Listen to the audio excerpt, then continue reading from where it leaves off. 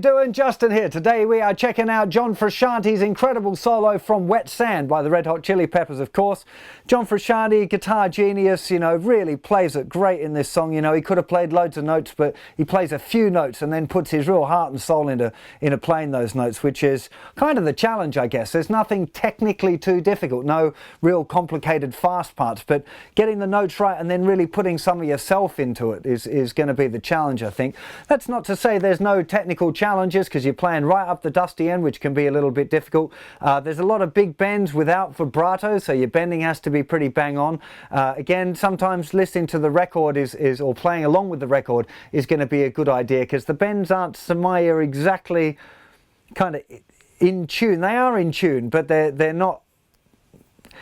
You have to listen to it to try and suss out where they are, right? I think listening to it and playing along is going to be a big part of learning this solo. When we go to a close-up, I'll play it slightly slower just on my own so you can get a close-up of what's going on. I wouldn't pay too much attention to my down and up picks because I seem to be changing it a lot, so work on getting the notes right. Don't worry so much about what pick direction I'm using, that kind of thing, although I'll try and give you a few hints if there's anywhere specific that might be worth looking at. The big deal here really is going to be playing along with the original recording. I'm going to talk about some of the rhythms and some of the counts, things to watch out for, but really there's going to be no substitute for a solo like this than just listening to it a load of times and then playing each little bit along with it. I'm going to give it to you in little chunks, so try and play each little bit along with the record and build it up so you eventually get to the whole solo. That's plenty of talking from me, so let's get to a close-up and look at how to play it.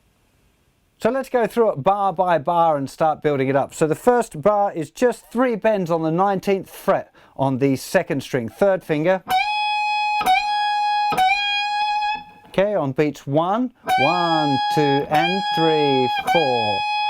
Okay, now one thing that you probably can't see here is I'm using my ring finger to rest on the thinner string just to keep that quiet, and I'm using all of the rest of my hand to mute all of the other strings. It's really important, especially if you're playing a solo like this really loud, then you need to keep all of those strings covered, especially with a string bend like that.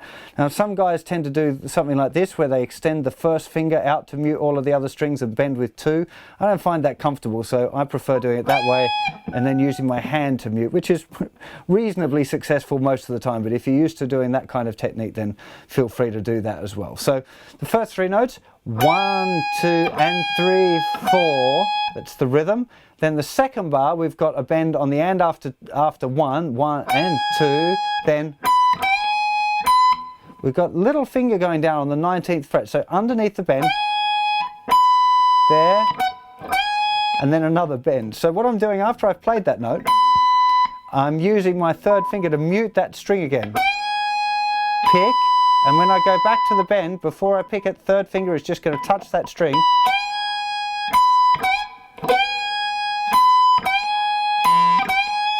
Just so I don't get, which is kind of a cool lick on its own, but it's not the lick that we hear on that record. So using that 3rd finger to mute the thinner string is not a bad way around doing that. So we have now the first 2 bars.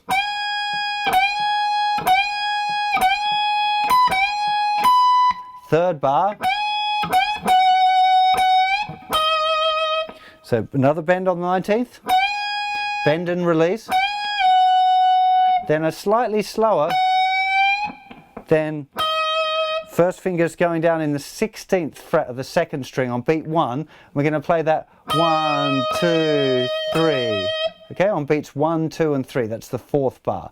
Here we go. 3, 4, 1, 2, and 3, 4, 1, and 2, 3, and 4, and 1, 2, and 3, 4, 1, 2, 3. Okay, now we've got this tricky little 1st finger bend. So we're playing 14th fret, 16th fret, 14th fret, all on the 2nd string still, 1st finger, 3rd finger, 1st finger. Then that 1st finger's got to shift back to the 12th fret, do a tone bend and then release. It's a little bit tricky. I'm pretty sure that's what's going on the record, although I've changed my mind a few times and gone. You could also do that bend there. It sounds to me something about the tone of it that makes me think it's still played on that second string, but there's no video of him exactly playing it that I can watch the recorded version. I've seen a few live ones, but yeah, so that's my guess, but you can feel free to you could change that whole line to play it. It's a lot easier that way, but I'm just not sure it's right. So bend with the first finger, then 11, 12 slide, little finger 16th fret, back to 12th fret twice. Okay, let's just get it up to that point. 3, 4, 1, 2, and 3, 4, 1 and 2, 3, 4, and 1, 2, and 3, 4, 1, 2, 3, 4, and 1, 2, and 3, 4, 1, 2, 3, 4, then, so it's a 16th fret bend with a third finger thinner string. That's held for 2 beats, slow release, and then 14 to 16 hammer on, right on beat 1, 1, 2, 3, and 4, 1. So you're actually playing that 16th note there with that rhythm, 1, 2, 3, and 4, 1. Okay, let's take it up to that point. 3, 4, 1, 2, 3, 4, 1, and 2, 3, and 4. 1, 2, and 3, 4, 1, 2, 3, 4, 1, 2, 3, 4, 1, 2, 3, and 4, 1, 2, and 3, 4. Okay, now we're up to the 21st fret. Okay, way up the dusty end now. Third finger, tone bend, another tone bend, another tone bend, another tone bend, another tone bend, and another tone bend, and another one. Okay, really, he's just hammering this note out again and again. The rhythm of it you could work out, I'll count it out for you now, but again, listening to it is a lot easier than trying to count this stuff. I only count it for you guys, you know, when I'm playing it, I've just listened to it enough times that the melody of what's going on is in my head, you know. So, anyway, the picking from that 21, so well, actually just from before that, the 16th fret, because that's a nice cue. 1, 2, 3, and 4, 1, 2, and 3, 4, 1, and 2, and 3, 4, and 1, 2. Now, here,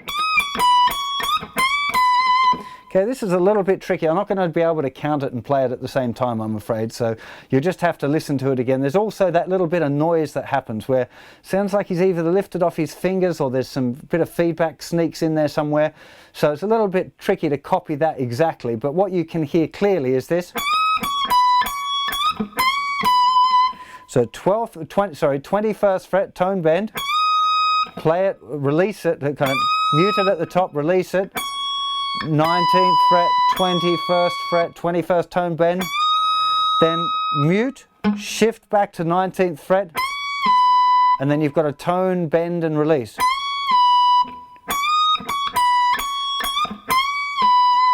Okay, it takes a little bit of practice to get this. Now remember that I'm using the outside part of my hand there to mute when we're at the top of the bend.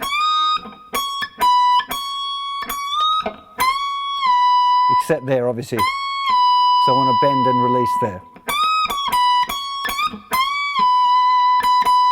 Then we got 18, so we got to play that 19th twice more. Then 18, 19, and then position shift to a tone bend.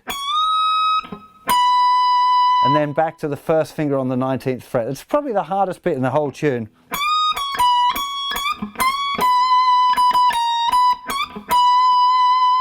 Okay.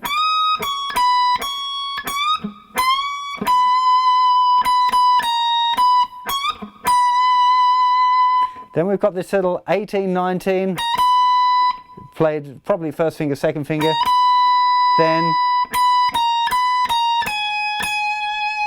19, 18, 19, 18, 16, 14, 16. Now this is a little bit tricky, tone and a half bend on the 16, and then a hammer on 14, 16. 14, 16, 14, 16 on the 2nd string. Again, I thought it was down at the 11th fret there to finish, just because of the sound of the feedback, but now I'm not so sure. Just when I was practicing it before, I got the right feedback on that. No, I can't do it now because I've turned it down to do the lesson, otherwise it gets too much into the microphone. Anyway, let's go through from that tricky bit. Okay, really slowly from that point.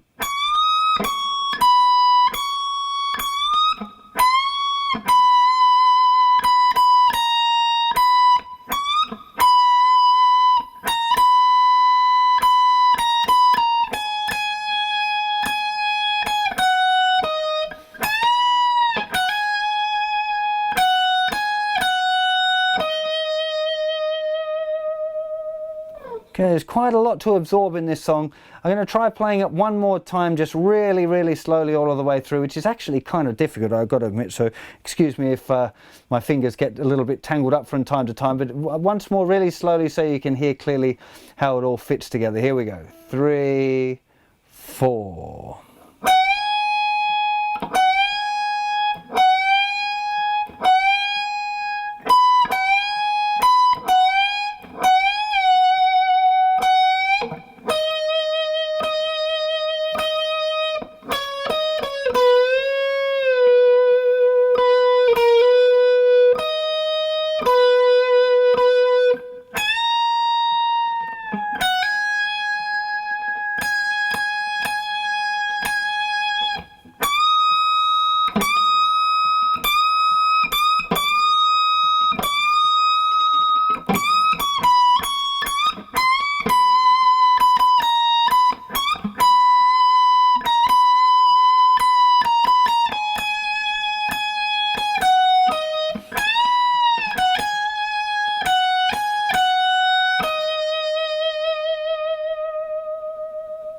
Well, I hope that was slow enough for you to understand and catch all of the little bits, but not so slow as to be just mind-numbingly boring. It's a really, really great solo, and like all great solos, they're best learned by listening. So I've tried to give you the notes here. You need to do a lot of listening to the original recording. Trying to play along with the original is a great idea as well. If you can't play it up to speed straight away, definitely using some slow down kind of software. There's some links on my website in the transcribing section. The program I tend to use myself is called Transcribe. Really, really great little program. But just playing along with the original recording at like 70% or something like that, so you can really try and cop the feel and play along and make sure that you're getting your bends in tune. If you're playing along with him, you should really be trying to aim to get it so it just sounds like there's one guitar playing. That's what I'm trying to do when I'm learning on myself, you know. And don't expect to get it all straight away as well. A lot of guys I meet seem to get disappointed that they can't play it in half an hour, but these kind of solos take a little bit of effort, you know, and like most things that take a bit of effort are usually the most rewarding, and it's a great solo, really good feeling to really nail this one, and you'll learn a lot of skills in the process that'll help you with lots of other songs, you know, keeping all the strings tidy, keeping your bending in tune, that kind of stuff. It's really important, very basic skill set, and this solo is a really good one for kind of getting stuck into those skills. So I'll add the backing track for this song up on the website as well for you, just because I've made it for myself there, so you can use that as well for your own playing. I can't put the tabs up because of copyright issues or whatever, but hopefully I've explained it clearly enough for you for that. And also over on the website I'll give you some tips on the sounds that I was using, how to get it there, you know, what my settings were. You know, I'll try and write them down for you now. I have to copy it out. Anyway, so I really hope you've enjoyed this lesson. Please subscribe if you dig what I do. Really appreciate your support. Sign up on the old newsletter as well. Lots of exciting things in the works at the moment that you might want to check out. Some of it's going to be subscriber only stuff that you don't have to pay for your subscription, mind. Just subscribing to the newsletter. It's free, monthly, not too, well, not at all sales heavy because I hate that stuff. Anyways, enough talking from me, more playing from you. I'll see you very soon. You take care of yourselves. Bye bye.